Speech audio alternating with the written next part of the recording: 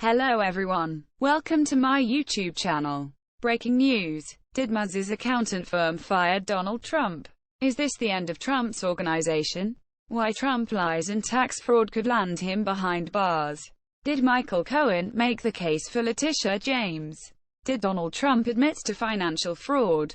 How Trump inflates his property value? Will Donald Trump be indicted by the Manhattan DA and slapped with criminal charges? Can Trump run for president again in 2024? How much debt's Donald Trump owed? Now for the details. Please stay tuned. The accounting firm that prepared former U.S. President Donald Trump's annual financial statements says the documents, used to secure lucrative loans and burnish Trump's image as a wealthy businessman, should no longer be relied upon, after New York's Attorney General said they regularly misstated the value of assets. According to a letter to the Trump Organization's lawyer written on February 9, Mazar's USA LLP advised the company to inform anyone who had gotten the documents not to use them when assessing the financial health of the company and the ex-president. The firm also said it was cutting ties with Trump, its highest-profile client. The letter was made public in a court filing Monday, came just weeks after New York Attorney General Letitia James said her civil investigation uncovered evidence that Trump and his company used fraudulent or misleading valuations of its golf clubs, skyscrapers and other properties to get loans and tax benefits. While we have not concluded that the various financial statements, as a whole, contain material discrepancies based upon the totality of the circumstances, we believe our advice to you to no longer rely upon those financial statements is appropriate, Mazar's general counsel William J. Kelly wrote to his Trump Organization counterpart, Alan Garten. Kelly told Garten that his accounting firm could no longer work with Trump because of a conflict of interest and urged him to find another tax preparer. Kelly said several Trump-related tax returns still needed to be finished, including those of the former president and First Lady. Trump have been providing misinformation to the firm that the firm used to file his taxes for decades, and now that they have found out the truth about Trump's financial fraud, they don't want to work for him anymore, which is a significant blow for Donald Trump. Trump could lost everything and even go to prison for committing tax fraud.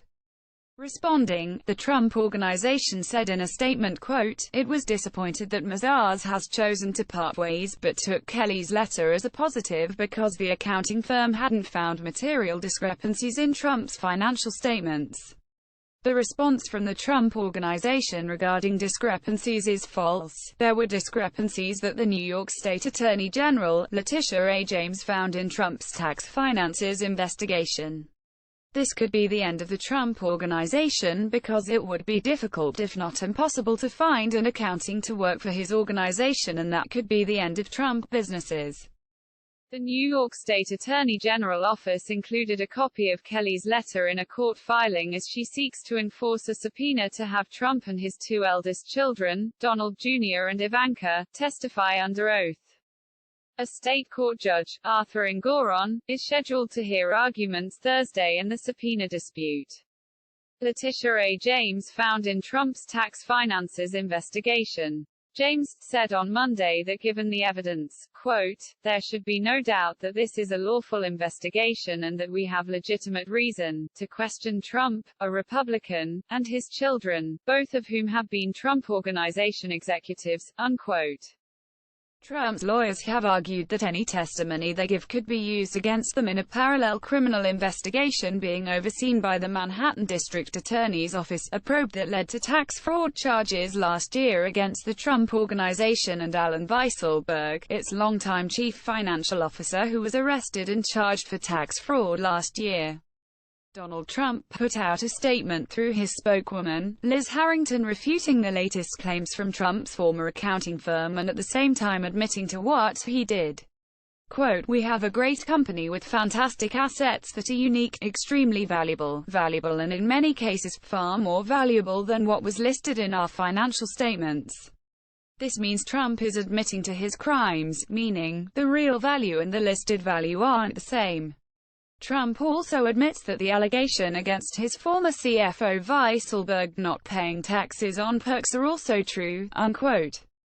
James' office said its investigation started after Trump's former personal lawyer, Michael Cohen, told Congress in 2019 that Trump had a history of misrepresenting the value of assets to gain favorable loan terms and tax benefits. Mr. Cohen, Trump's former lawyer and fixer, gave 3 copies of Trump's financial statements to the House Committee on Oversight and Reform. Cohen said Trump gave the statements to Deutsche Bank to inquire about a loan to buy the NFL's Buffalo Bills and to Forbes magazine to substantiate his claim to a spot on its list of the world's wealthiest people. Cohen told Congress that during Trump impeachment trial, Donald Trump and his 3 adult children is now facing a criminal investigation by the Manhattan District Attorney. They could be indicted with racketeering charges that could put Trump and his kids behind bars. Donald Trump can't run for president in 2024 because he violated the Presidential Records Act. He took top-secret and classified materials and kept it at his Mar-a-Lago resort, and that is also a crime. Prior to running for office, Donald Trump had a debt of $421 million, but now, he owed an estimated debt of $1.3 billion.